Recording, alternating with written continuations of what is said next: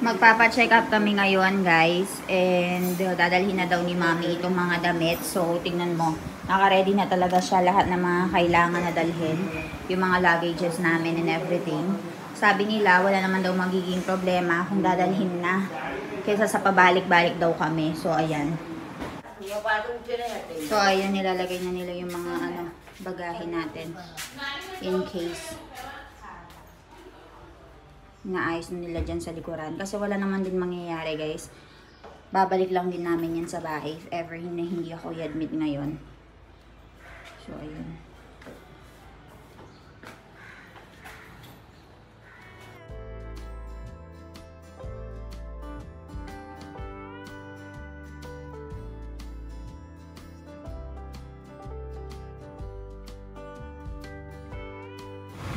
Now we will buy fruits. That's how they sell fruits in India.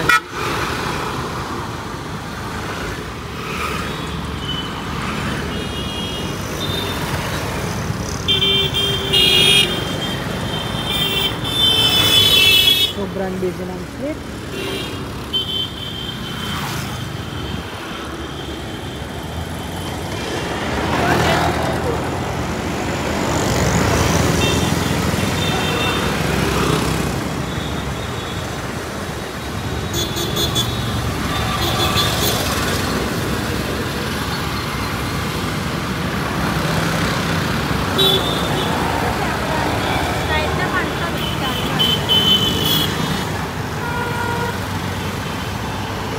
કેટલાના છે ટીકા છે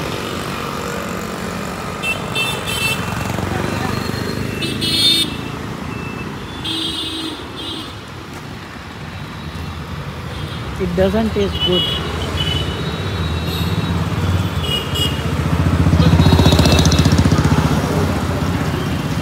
कहीं नहीं जाम्बू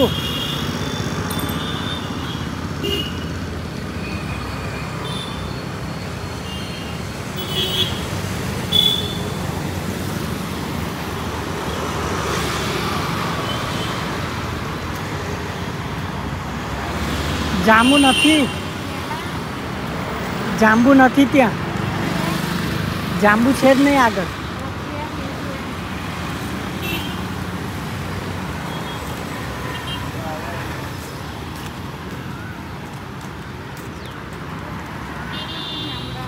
જાંબુ 60 पैसा 250 ग्राम वेरी कॉस्टली हरकत છે ના લઈ તો નહીં ભાવે ને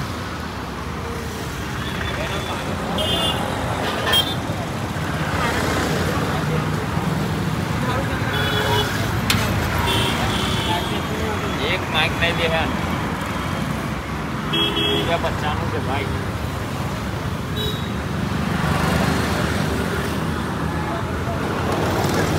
look the put this so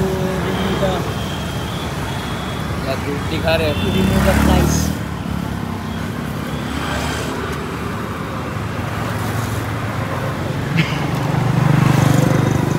કેવું છે મોગરા લોકલ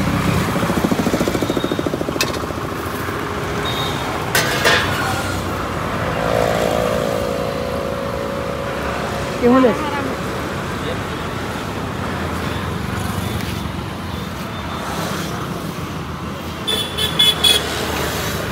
કેટલું મોંઘું છે ફ્રૂટ કરતા આવું છે પેડું પેડું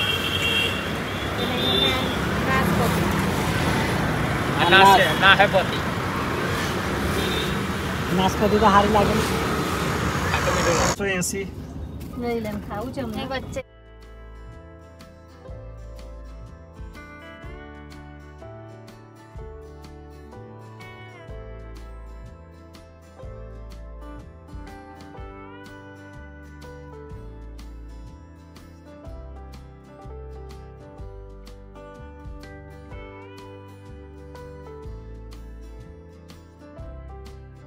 Guys, nandito kami ulit sa Barodra and kakatapos ko lang magpunta dun sa may hospital and ngayon kakain na kami. So, ang daming nangyari ngayong araw. Kukwento ko sa inyo pagkarating ko sa bahay, guys. And masakit yung masakit yung tiyan ko. Feeling ko Feeling ko yung ginawa ng doktor, inai kasi ako, so nagdugo ako guys. So kukwento ko sa inyo mamaya.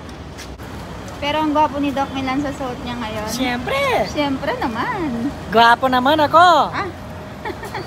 So dito kami kakain sa Hotel Krishna. So alam niyo ba dito guys, kapag kumain ka dito sa labas, no Milan, once you eat outside, less charge. But once you eat inside, AC with service charge, no? That's the difference. You see, there is extra service charge. Oo, kasi merong AC sa loob. So kapag dito ka kumain sa labas, walang masyadong service charge. Pero pag nasa AC ka, syempre, papatungan ka nila. So ayan, let's go. Masok sila sa loob. Malamig naman. Ayan, what are you gonna order? Gujarati dish. Gujarati dish. And you, Jano? Ayan, we are 5 people. Jano, what you will order? You don't. Punjabi dish. So, Papa will be sitting there. Ayun, nagpa-park pa siya ng sasakyan. And dito kami kakain. So, ayan guys, umating na yung curry ni na Milan and Jano. So, they choose Punjabi curry. Ang dami.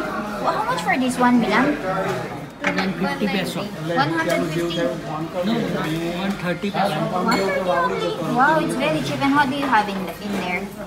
Look, Ah, papad. we have papad, yes. 4 rotli. Rotli, yes. 2 right now, 2 will come now. Ah, So 4 rotli. rice. Rice. And then rice. 2 sack. This is paneer, no? Salad. Salad. Onion. And dal. And dal. Then the chas will come. And there's another chest. And this is my guys. Ayun yung sa akin. Meron Sevson, merong dalbat. Ano to? Beans. Beans. Meron tayong mug chemog. Meron tayong kachumbar. Curry. Curry. Ha? Curry. This is dal. Dal, Gujarati dal. Dal. This is Punjabi dal. Ah, there's a difference. It's more spicier. Gujarati dal is more sweeter. Euche. Jano, how was it? Yummy? Nice. So, ayan, kain tayo guys. Tikman natin. Tikman natin guys. Sobrang dami. Yung pinaka-paborito ko. Papri. Tapos meron din palang rotli. Nakalimutan ko sabihin.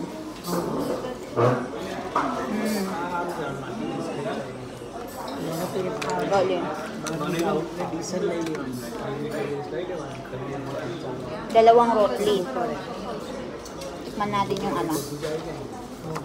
Tikman natin yung Sevson. Sev tomato.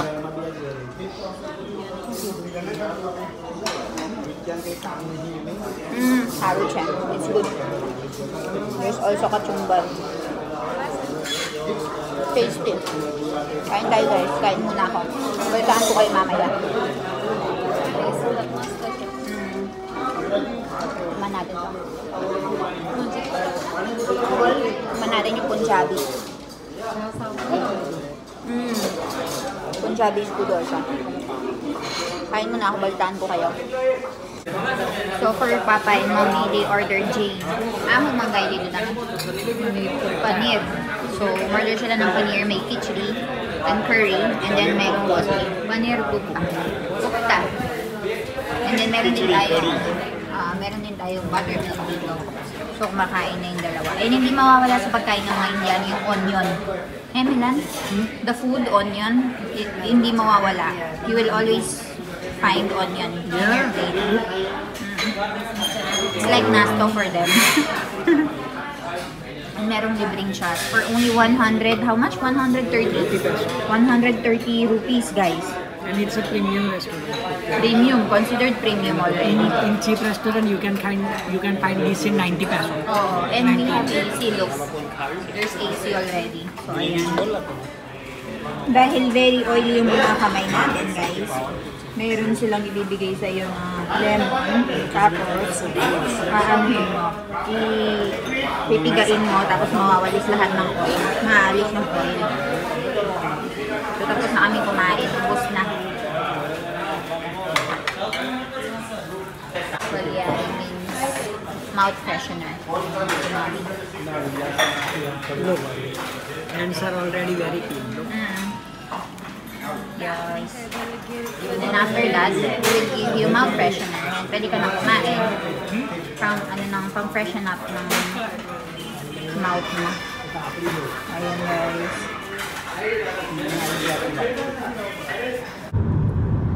Ganda ng view. Ang Kilo Jordan.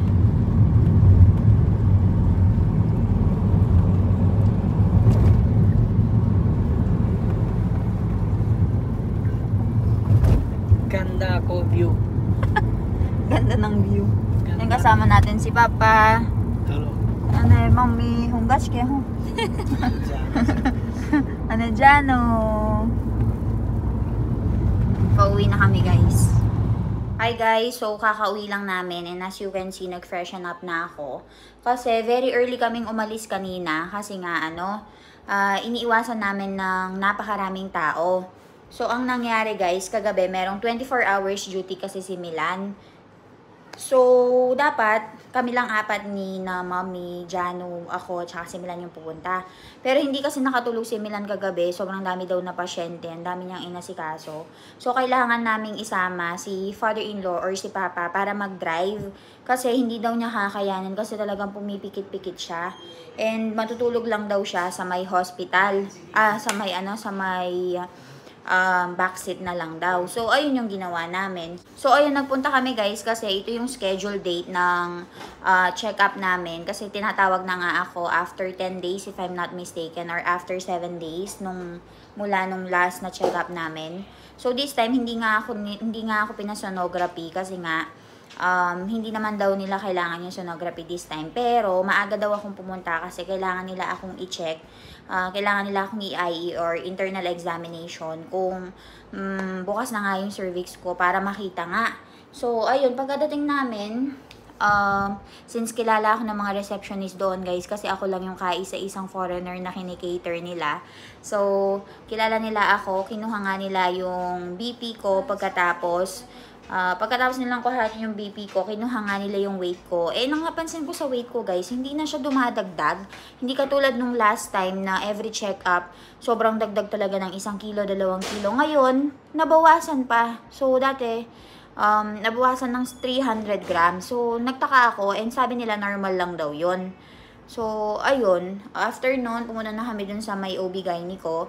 And then, minute nga namin siya. Tapos sabi niya, this time, dahil nasa gantong week ka na, kailangan nating i-IE para nga makita kung bukas na ba yung cervix mo. So, pumunta ka sa may second floor. Pupunta ako doon, check kita. So, ayun. Naghintay lang ako ng kaunti. Medyo matagal lang talaga, guys. Kasi very famous yung hospital. And ang dami talaga mga tao na nagpapa-check up doon. So, pumila lang kami. Hinintay namin si Doc na tapusin muna yung mga OPD or yung mga check-up niya. After nun, nagpunta na nga siya. May kasabayan ako doon. Pero siya, pangalawang baby na daw niya. So, una niyang inai yung babae, tapos sumunod ako. Pagkatapos, nung ako na yung inai niya, pinasok niya yung kamay niya dito sa may looban ko nga. And, nung nilabas niya, guys, bigla akong dumugo. So, na-shock ako kasi bakit may dugo. Ngayon, normal lang daw pala yun kapag first timer ka, ganun. Kasi tinanong ko nga din yung kasabayan ko dito na nagbubuntes na halos 1 week lang na advance sa akin. So, dumugo nga din daw siya. So, normal lang daw yun. Buti na lang talaga, meron akong dalang liner. So, ayun, nakasuot akong ganun. Kaya hindi nadumihan yung yung panloob ko. So, ayun, pero sobrang sakit, guys. Hanggang ngayon masakit pa rin and nararamdaman ko pa rin yung pag-IE sa akin. And, ang sabi ng doktor sa akin, actually kasi hindi ko naiintindihan masyado, minsan naghihindi siya. So, sinabi niya kay na Milan na bukas na nga daw yung cervix ko, nasa may 0.75 or 1 cm na halos. So, dahil ganun, i-observe daw niya ako. Balik daw ako after 1 week. Tapos, pinapunta nga din ako dun sa another floor na naman for the ECG ng baby. And, healthy naman daw yung baby. Very reactive siya. 20 minutes yata akong nakahiga doon. Tapos, meron silang pinasok pinulupot sa akin pang detect ng heartbeat. And, kapag gumagalaw daw siya, meron akong pipindutin na ganun. So, ayun yung ginawa ko, guys. After nun, ayun, na miniting ako ng doktor, sabi niya at least 1 week, pwede pa. Hindi pa siya lalabas kasi 1 centimeter pa lang ako. Pwede pang umabot ng 1 week. Pero once na naramdaman ko na masakit na talaga yung shan ko or nag-water break na, leakage na, ganyan. Or basta pag konting sakit, pumunta na nga daw ako sa hospital agad-agad kasi 2 oras nga yung biyahe namin. So, ayun. Pero, full term na nga daw yung baby. Yung iba nga daw, kung gusto na nilang ilabas or nagmamadali na sila, pinapa-advance, na nila, cesarean, ganyan. Pero hindi naman din kami nagmamadali. As long as, sabi ng doktor, kasi si doktor din yung asawa ko and colleague niya. So, wag nyong i-cesarean kung di naman nagmamadali and wala namang complication. So, sabi niya, hintayin na lang natin. By next week, magdi-decision tayo. Kasi, yung water ko, okay naman daw ngayon. Nasa 10 pa. Pero, parang borderline siya. So, meron silang nire-recommend sa akin na parang powder na inumin ko daw every morning and evening para ma-monitor and ma-maintain natin yung fluid natin sa loob. So, ayun. Healthy na rin yung baby. Hindi na daw kailangang NICU kapag labas niya kasi nasa tamang weight na siya. And healthy na daw siyang lalabas dito sa mundo. So, ganun yung pagkaka-explain sa akin. So, ngayon, hinihintay na lang natin, guys. Nasa waiting game na lang po tayo. Yung kasabayan ko din dito, hindi pa rin nanganganak, guys. So, pareho kami na hindi nanganganak. Pero thankful ako, guys. Kasi sabi nila na baka 7 months nga daw manganak na ako, 8 months manganak na ako. Ngayon, umabot na ako ng 9 months, guys. So, thankful talaga ako kasi naalagaan ako ng maayos dito sa may India. And, hindi talaga ako nagtrabaho sa loob ng ilang months, guys. Hilata lang ako. And, sobrang helpful daw talaga yung wala akong ginawa. Kasi kumapit talaga yung baby and hindi na ako placenta previa. Ayun, pwede ko pang manormal. Diba? So, swerte. Swerte daw ako kasi tumaas yung placenta ko. So, ayun guys. Balitaan ko kayo after 1 week kung ano yung magiging update. Kung ano yung kailan tayo manganak. Kapag ilang araw, sunod-sunod, 2-3 days akong hindi nag-upload. Alam niyo na yung nangyari. Nanganak na siguro ako kasi hindi na tayo makakapag-edit nun. So, ayun. Pray for me. Tingnan natin. I'll see you all tomorrow. Bye-bye.